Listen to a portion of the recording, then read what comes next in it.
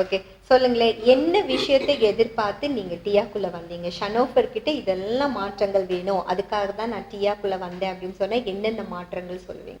பார்த்தா ஸ்டடீஸ்ல கொஞ்சம் கம்மியா தான் இருந்தா. எது சொன்னாலும் கேட்க மாட்டா. அவ பாட அவளோட வெளிப்படையாவே சொல்லிட்டீங்க, எது சொன்னாலும் கேட்க மாட்டா. ஓகே, ஃபர்ஸ்ட் கோவப்பட்டே இருப்பா, யார் கூட பேச மாட்டா. முதல் முறையா நீங்க பார்த்த சேஞ்ச் என்னது?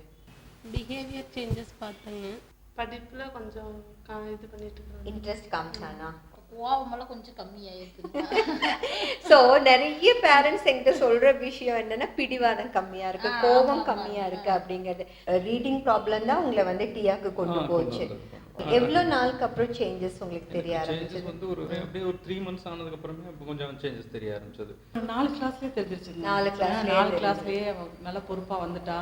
2 மாசத்துக்கு அப்புறம் டியா கிளாஸ்க்கு அப்புறமா 2 மாசத்துக்கு அப்புறமா சேஞ்சஸ் பாத்தீங்க. ஒரு 15 நாள், ஒரு மாசம். ஓகே, ஸோ இதுதான் முதல் சேஞ்சா நீங்க பாத்தீங்க. வேற என்ன விஷயங்க? அகாடமிக் சைடும் கொஞ்சம் இம்ப்ரூவ் ஆயிருக்காங்கன்னு சொல்றாங்க.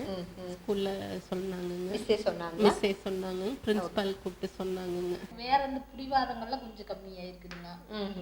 பிஹேவியர் சைடுல கொஞ்சம் ஐக்யூ எல்லாம் இம்ப்ரூவ் ஆயிருக்கு.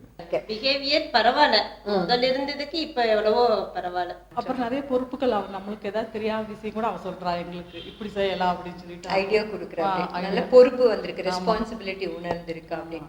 அப்புறம் மத்தவங்க கிட்ட பேசவே மாட்டா, இப்போ நல்லா பேசுறா. ஓ, முதல்ல பேச மாட்டா, அப்படி அமைதியா இருக்கிற குழந்தை. ஒரு பேராகிராஃப் வந்து 15 minutes 20 minutes ஒவ்வொரு டைம் பார்த்தா ½ an hour எல்லாம் உட்காந்து அதையவே படிச்சுட்டே இருப்பான். அப்ப இப்ப பார்த்தா 5 minutesல எவ்வளவு பெரிய பேராகிராஃப் இருந்தாலும் டக்குன்னு படிச்சு சொல்லிடுறான். இப்ப கான்ஃபிடென்ட் லெவல் அதிகமாயிருக்கு. ஃபர்ஸ்ட் எதுக்கா இருந்தாலும் கொஞ்சம் பின்னாடி தான் இருப்பாங்க. இப்ப அவங்க மிஸ்ஸே கூப்பிட்டு சொல்றாங்க, நல்ல கான்ஃபிடென்ட் லெவல் அதிகமாயிருக்கு. ஓகே ஓகே, இது நான் பண்றேன் மிஸ்ன்னு சொல்ற அளவுக்கு ஆயிருக்கு. அந்த அளவுக்கு ஆயிருக்கு அப்படின்னு சொல்றாங்க. அவன் வேலை கரெக்டா அவன் பண்ணிக்கிறான். அவன் வேலையை அவன் கரெக்டா பண்ணிக்கிறான். கரெக்டாக காலைல அந்த டைம் தெரிஞ்சுக்குவாங்க. சொன்னானுங்க வெளிப்பட்டோம்னா அந்த டைம் தெரிஞ்சு அவன் வேலையை கரெக்டாக படிக்க ஆரம்பிச்சிருவான். அப்புறம் கான்ஃபிடண்ட்டாக இன்னைக்கு சைன் அப்படின்னா கரெக்டாக ஓரளவுக்கு செய்வாங்க. ஹோம்ஒர்க் பண்ண அப்படின்னா வந்து பார்த்து ஹோம்ஒர்க் முடிச்சிருவாங்க. ஸோ இதெல்லாம் இந்த மாதிரி எல்லாம் முன்னாடி நீங்க பார்த்ததே இல்லை? முன்னாடி இருந்துச்சுன்னா இப்போ கொஞ்சம் அதிகமாக இருக்குது. கொஞ்சம் முன்னாடி எவ்வளவு மார்க் அவுட் ஆஃப் 100 வாங்கிட்டு இருப்பா? அப்படி 40 50 இப்படிதான் வரும். இப்போ 80க்கு மேலதான் 85. இப்ப எல்லா இதுலயுமே அந்த மார்க் வாங்கிட்டா அப்படி. ஓகே, வந்ததுனால அந்த முன்னேற்றம் கிடைச்சிருக்கு. ஓகே. அதுக்கு முன்னாடி வந்து ஒரு மாதிரியா இருப்பா. இப்ப பாருங்க, ஒரு 5 மணி கூட 6 மணி ஆச்சுன்னா என்ன எழுப்புறது, அப்ப என்ன போய் இவ்வளவு நேரம் தூங்கிட்டு இருக்கீங்க, சீக்கிரம் இப்ப அப்படிங்கிறது எல்லா வேலையும் ஒரு பொறுப்பா பாக்குறேன். அப்படி ஸோ அகாடமிக் சைடு உங்களுக்கு நல்ல ரிசல்ட் இருக்கு. மிஸ்ஸுக்கு யாராவது ஜெனிஃபர் கிட்ட ஒரு சேஞ்ச் இருக்குங்கிறது உங்ககிட்ட சொல்லியிருக்காங்களா? சொல்லியிருக்காங்க. முதல்ல கிளாஸ்ல ஒரே துருதுருன்ட்டு ரொம்ப குறும் பண்ணிட்டு இருந்துட்டே இருப்பான்னு சொன்னாங்க. இப்போ நல்லா அமைதியா இருக்கா, கொஞ்சம் மாற்றம் தெரியுதுங்க, பரவாயில்ல, என்ன பண்ணீங்க அப்படின்ட்டு அவங்களே கேட்டாங்களா உங்ககிட்ட? ஓகேங்க. டிசிப்ளின் மணிக்கு இப்போ கொஞ்சம் பரவாயில்ல, கரெக்டாக அதே மாதிரி சாப்பாடெல்லாம் கரெக்டாக டைம் கரெக்டாக சாப்பிடுவாங்க. முதல்ல அந்த மாதிரி எல்லாம் இல்ல, கொஞ்சம் உங்களுக்கு அந்த வித்தியாசம் தெரியுது. ஓகேங்க ஓகேங்க ஓகேங்க. பிஹேவியர் சைட்ல என்ன மாற்றமா நீங்க பாக்குறீங்க? பிஹேவியர் அவளோட வேலை வந்து அவளா வந்து இது வரைக்கும் இது செய்யவே இல்லை.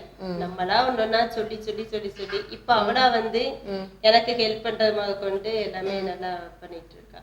டியா மாதிரியான வகுப்பு இல்லாம இருந்திருந்தா, அதாவது பெரிய குழந்தை இருந்தப்போ எப்படி இருந்திருக்கும்? இல்லை, அஃப்கோர்ஸ் இப்போ 6th standard படிக்கிறான். இன்னும் 8th 9th போகும்போது ரீட் பண்ண முடியல அப்படின்னு சொன்னா அவன் கண்டிப்பாக டிஃபிகல்ட்டாக அவனால் எக்ஸாம் எழுத முடியாது, எதுவுமே மார்க் வாங்க முடியாது.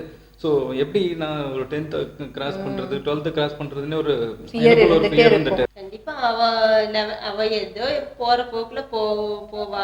நாங்க சரி இவளோட இது இவ்வளவுதான் அப்படின்ட்டு நாங்க நினைச்சிட்டு இருந்திருப்போம். இப்ப இந்த டிஆ கிளாஸுக்கு போன ஒருபாடு இவளுக்குள்ள என்ன திறமை இருக்குதுங்கிறதெல்லாம் இப்போ எங்களால உணர முடியுது. சொசைட்டிக்கு தேவைங்களா டியா மாதிரியான வகுப்புகள்? கண்டிப்பாக நிறைய பேருக்கு இந்த மாதிரி சின்ன சின்ன ப்ராப்ளம்ஸ் இருக்குங்க. இப்போது வந்து நான் ஐக்யூ இருக்கும், அவங்களுக்கு வேற எதுவும் தெரியாது, படிக்க தெரியாது, லேர்ன் பண்ணுறது டிஃபிகல்ட்டிஸ் இருக்கும், இந்த மாதிரி பிரச்சனை இருக்கும். இந்த மாதிரி சில பிரெயின் ஆக்டிவிட்டிஸ் இருக்கும்போது ஆட்டோமேட்டிக்காக சம் சேஞ்சஸ் வரும். ஸோ அவுட் ஆஃப் 100 உங்கள் பாப்பாவுக்கு டிஆ கிளாஸ் மூலமாக எவ்வளோ பெர்சன்டேஜ் வந்து பர்ஃபெக்ஷனுக்கு வந்திருக்குன்னு நினைக்கிறீங்க? 80க்கு மேலே வந்திருக்கு. 80 100 மார்க் கொடுக்கலாங்க.